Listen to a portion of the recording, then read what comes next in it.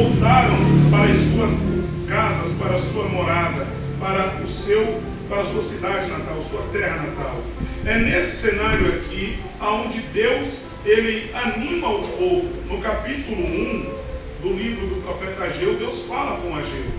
No capítulo 2, onde é a mensagem central que nós vamos ministrar, o Senhor faz uma promessa de que a glória da última casa, ela será maior do que a primeira.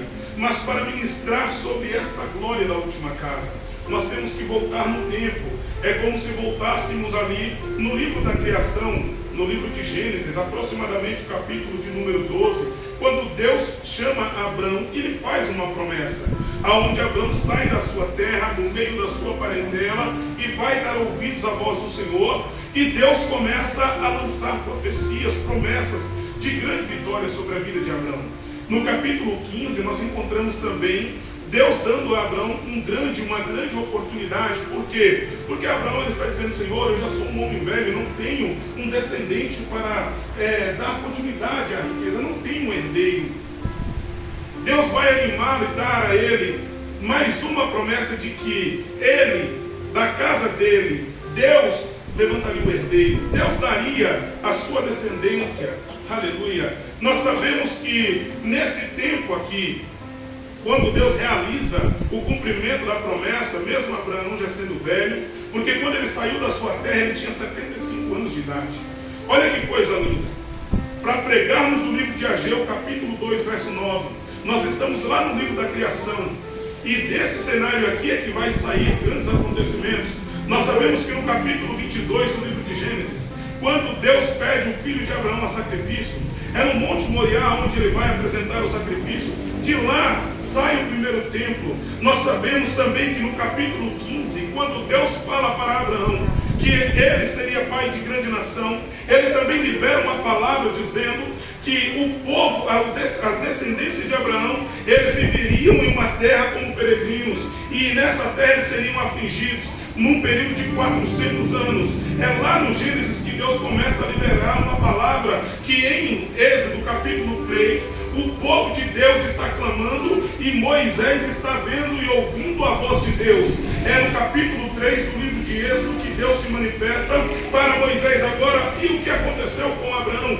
Deus deu a ele a promessa. Deus falou que ele seria pai de grande nação. O seu filho seria, aleluia, a semente de uma grande profecia. E Deus cumpriu, Deus deu um herdeiro. Lá no livro de Êxodo, onde a gente agora está entendendo a profecia, é que Moisés havia saído desse período de cativo do Egito. É de dentro do Egito que Moisés sai, passa 40 anos no deserto, ele casa-se, ele torna-se pastor de ovelhas, ele caminhando pelo deserto, ele vê a sarça se acender, o fogo pegar na sarça e ela não se consumir.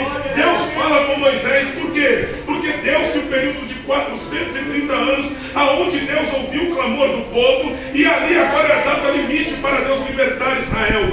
É nesse cenário aqui, aonde Deus leva Moisés com o braço forte e com a mão estendida, e o braço forte, para libertar o povo dele, dali do período da servidão egípcia. E nesse cenário, eles vão para o deserto, e é lá no deserto que agora Moisés está conduzindo o povo de Deus, guiando o povo de Deus, cuidando do povo de Deus.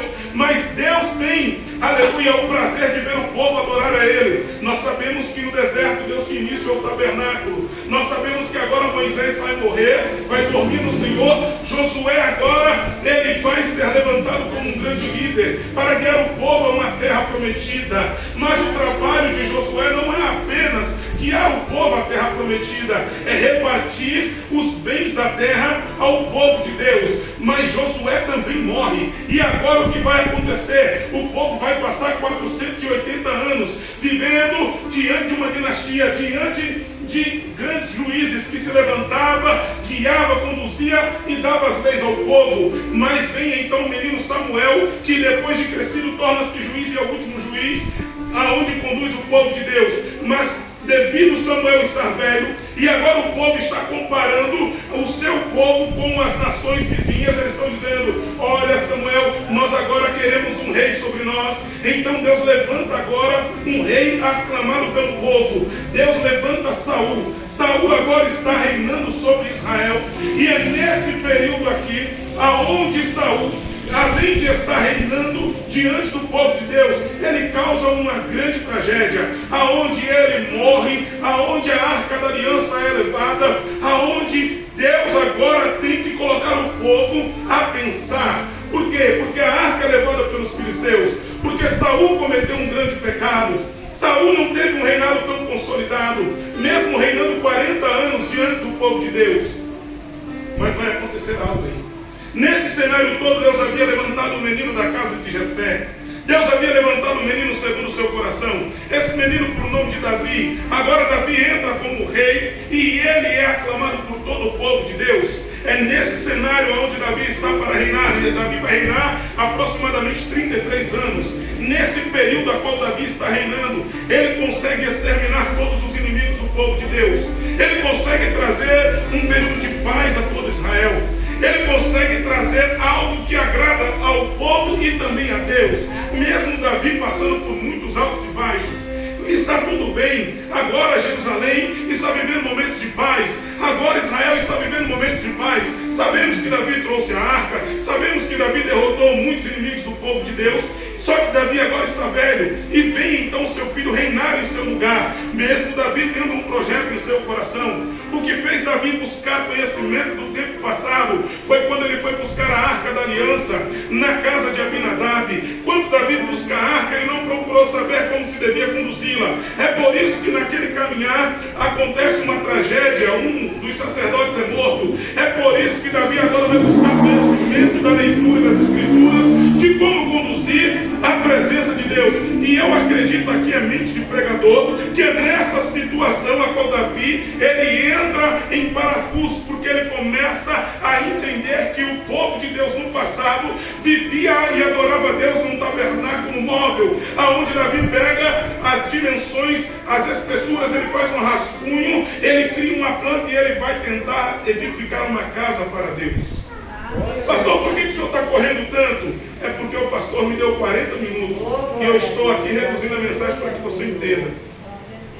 É nesse cenário aí que Davi tenta edificar a casa, mas ele é repreendido pelo profeta, porque as mãos de Davi é sujas de sangue. Mas Salomão agora entra no reinado em seu lugar.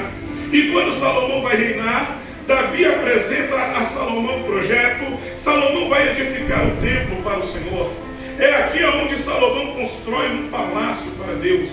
Um templo belíssimo, riquíssimo, todo adornado, todo no ouro maciço.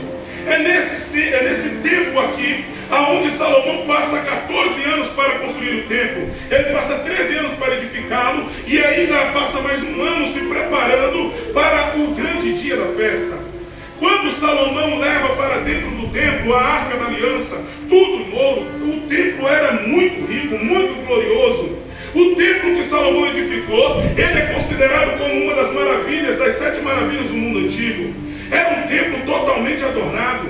Por isso que quem olhava para o templo e entrava, tinha acesso a ele, se maravilhava com tanto esplendor de glória, com tanta beleza, com tanta riqueza. Nesse cenário aqui, aonde o templo vai ser inaugurado, lá no livro de 1 Reis, capítulo 8, no versículo de número, se não me falha a memória, 15, a Bíblia diz que quando o povo de Deus, versículo 11, o povo de Deus está preparado para adorar a Deus na casa, no templo, a Bíblia diz que os sacerdotes estavam em posições. Eu aqui lendo a Bíblia, eu descobri algo interessante. O diabo achava lá na eternidade que se ele saísse de cena, Deus não teria ninguém para adorar a ele. Deus não teria ninguém para conduzir um louvor. Deus não teria ninguém para tocar e cantar uma melodia, ao qual nosso Deus se maravilhasse e se manifestasse. Mas Deus jogou essa teoria maligna do diabo por terra na inauguração desse templo. A Bíblia diz que quando os sacerdotes estavam em suas posições, e o sacerdote, o sumo sacerdote preparado para ministrar a palavra, só que antes da ministração vem a equipe de louvor, vem o coral de Deus, e é no capítulo 6, aleluia, no capítulo 8, versículo 11 de 1 Reis, que quando o coral de Deus canta, Deus entra dentro do templo, a glória de Deus na nuvem se manifesta.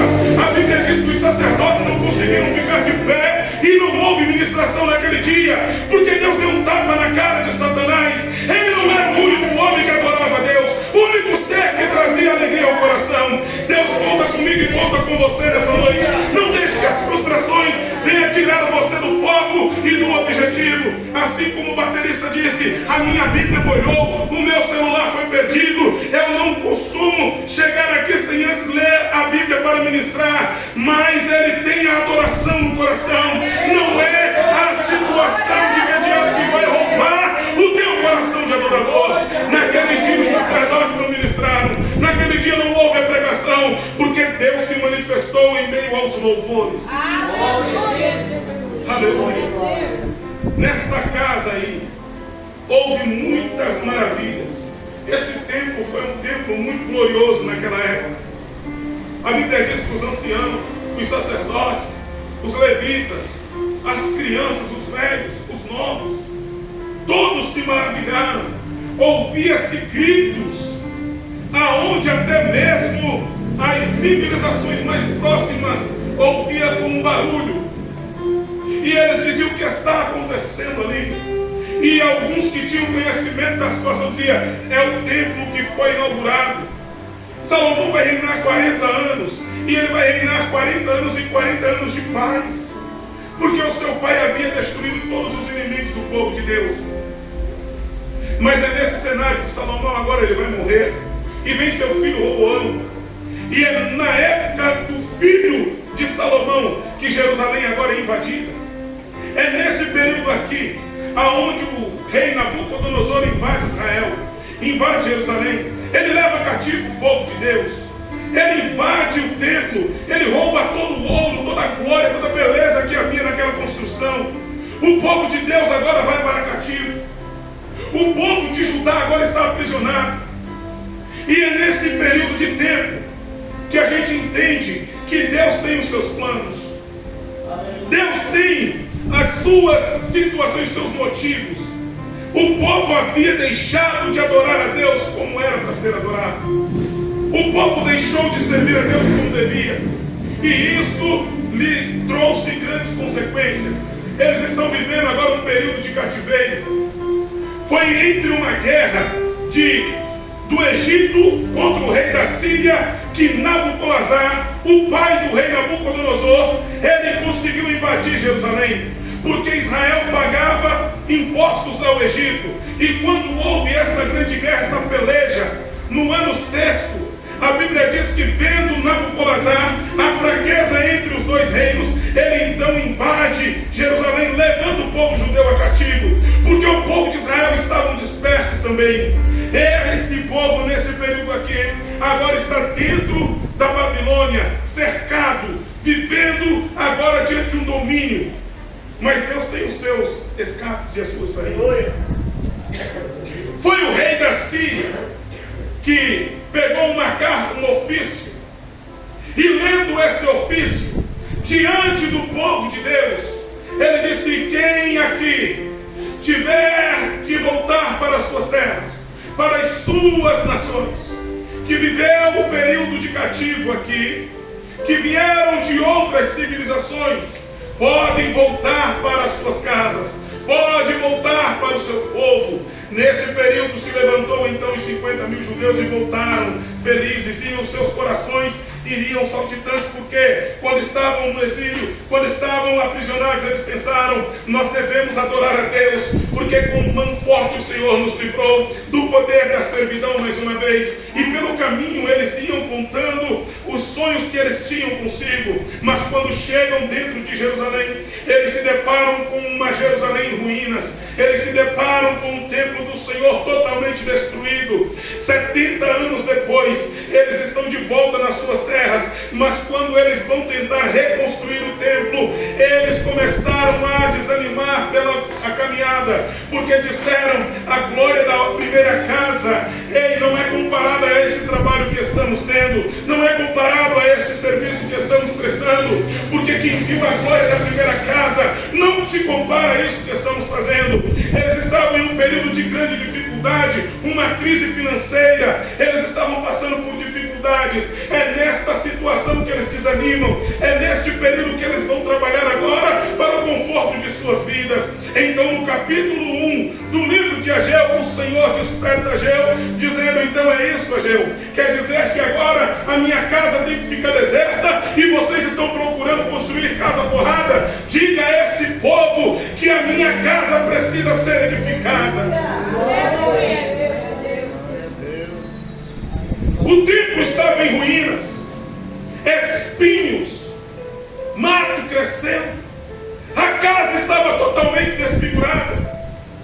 Mas Deus lança uma profecia, mas Ele chama o povo a atenção, porque o povo havia abandonado a obra, e a obra passou 16 anos abandonada, apenas nos alicerces. Eles tinham ficado 70 anos, voltaram e tentaram reedificar o templo, mas abandonaram e agora ficaram 16 anos. E durante 16 anos o povo trabalhava, ganhava dinheiro, mas o dinheiro não era suficiente. Comprava alimento, mas o alimento não saciava a fome. Plantava no campo, mas nem a colheita era tão produtiva. Eles estavam juntando dinheiro como um sactel furado, não conseguia multiplicar as suas finanças. Viveram uma crise econômica da época terrível. E eles disseram: certamente estamos passando por isso, porque abandonamos a casa do Senhor, abandonamos o templo de Deus. Voltemos agora e a edificar a casa do Senhor, porque o Senhor tinha dito: minha é a prata e meu é o ouro, eu farei tremer os céus e a terra. Essa é a promessa de Deus para a edificação da segunda casa. Aleluia. É nesse período aqui que nós entendemos a importância de voltar a congregar, de voltar a adorar, de voltar a prestar culto ao Senhor.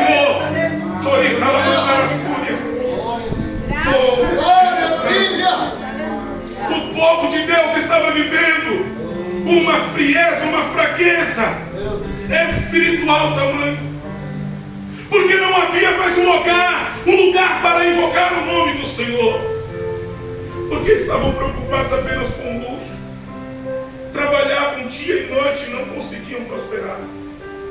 Mas Deus anima o seu povo,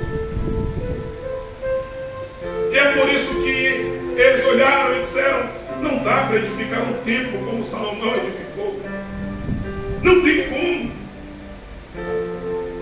Segundo as pesquisas, uma equipe de construção norte-americana, ela fez um levantamento do que seria gasto para edificar o templo que Salomão edificou nos dias de hoje, com a mesma proporção, com o mesmo material.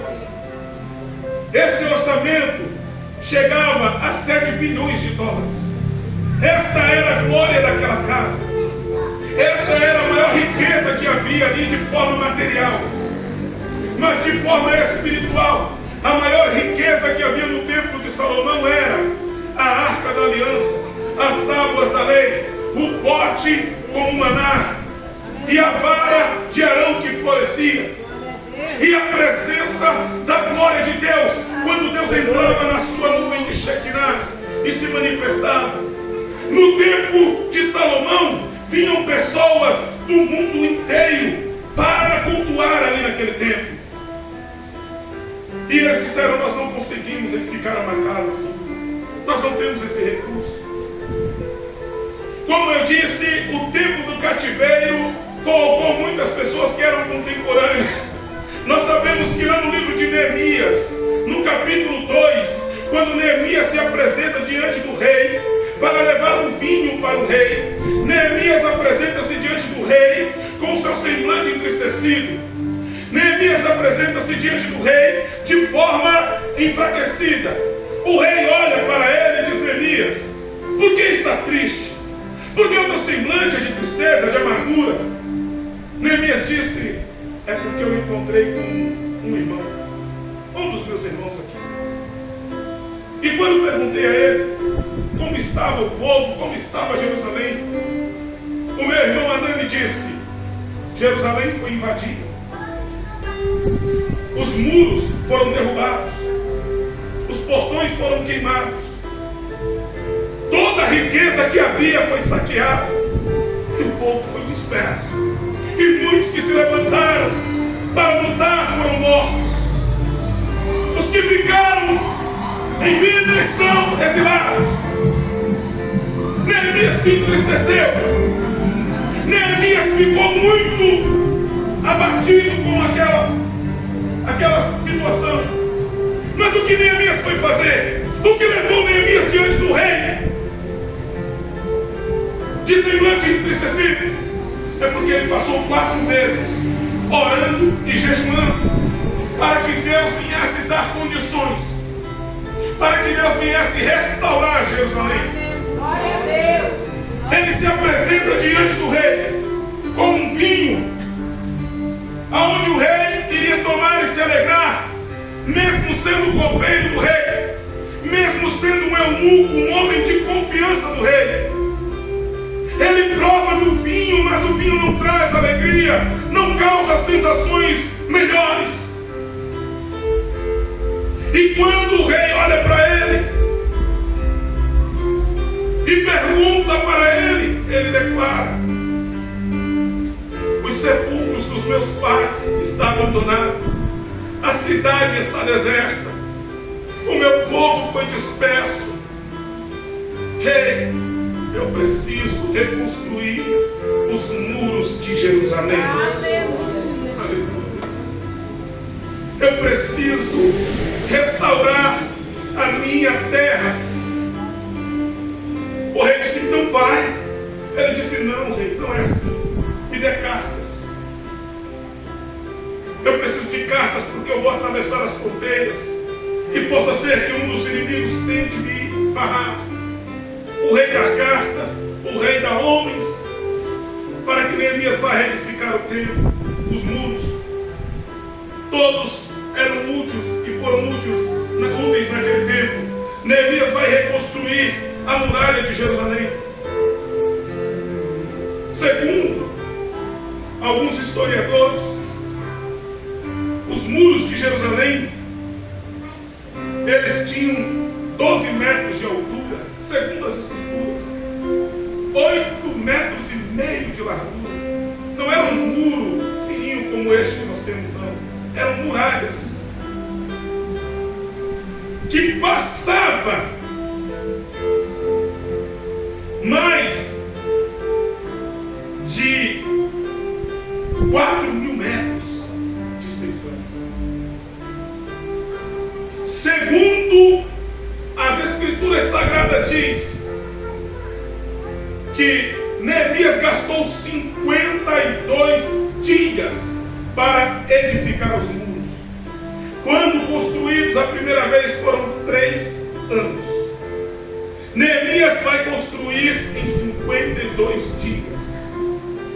Porque quem vai pela visão celestial não vê a dificuldade à sua frente. Ele já vê a obra completa, realizada. Neemias não edificou um muro como esse que nós fazemos aqui. Foi uma muralha, aonde trafegava por sobre ela 2 carros. Neemias, em 52 dias, reedificou os muros.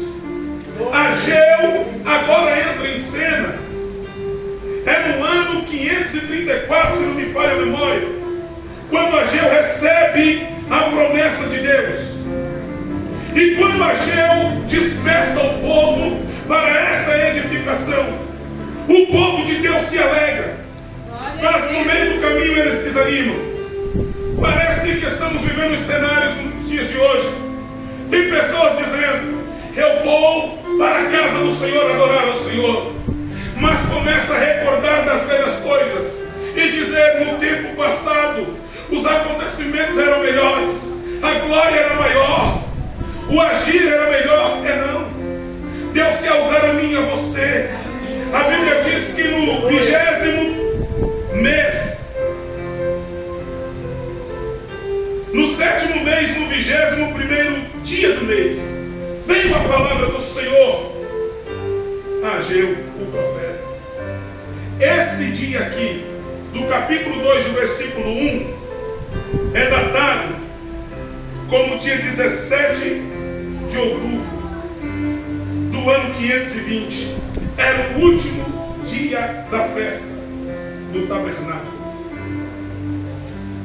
É no último dia da festa do tabernáculo que Deus, aleluia, vai declarar uma palavra profética, aonde ele vai dizer no verso 6, porque assim diz o Senhor dos Exércitos: ainda uma vez, aleluia, daqui a pouco, e farei tremer os céus e a terra, e o mar e a terra seca, e farei tremer todas as nações, e virá o desejado de todas as nações, aleluia, e encherei esta casa, diz o Senhor dos Exércitos.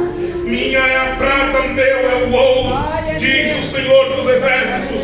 A profecia que o Senhor liberou para Ageu, aqui nesse texto, no último dia da festa, nos faz recordar do Evangelho de Lucas, no capítulo 2, quando a Bíblia diz que Simeão entra no templo porque ele recebe a palavra de Deus, dizendo que ele não dormiria, não morreria sem antes os olhos dele contemplar a salvação do Salvador. Então a Bíblia diz que Deus pede para que Simeão vá ao templo. Para quem não sabe, esse templo aonde Jesus foi apresentado é o templo a qual os alicerces foram feitos na época do profeta Ageu. Esta é a glória da última casa.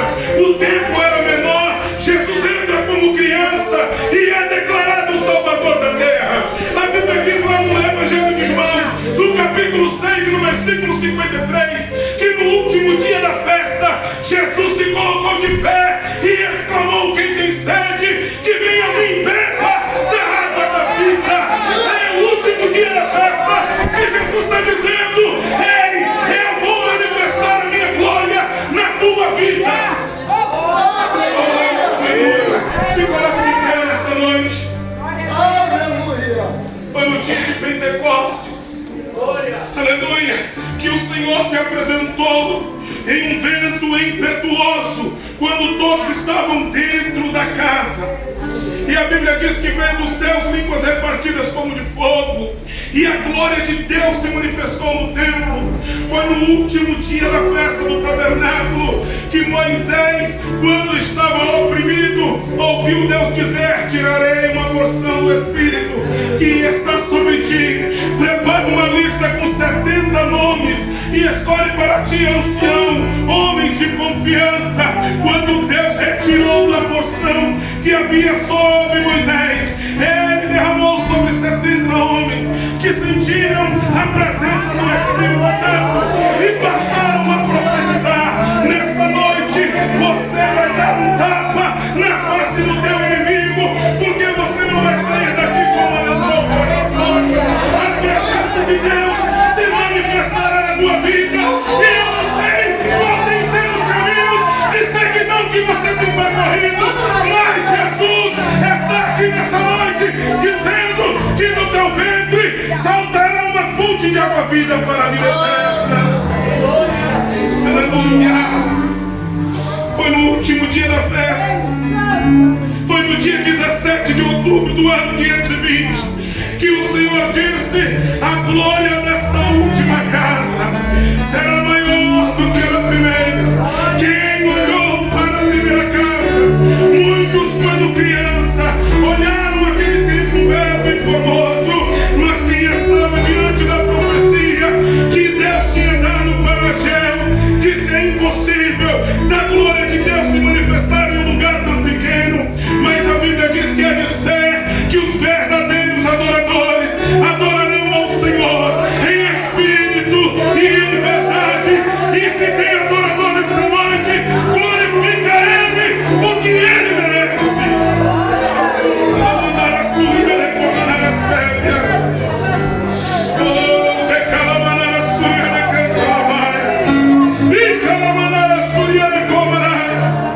Jesus se faz presente nesta noite.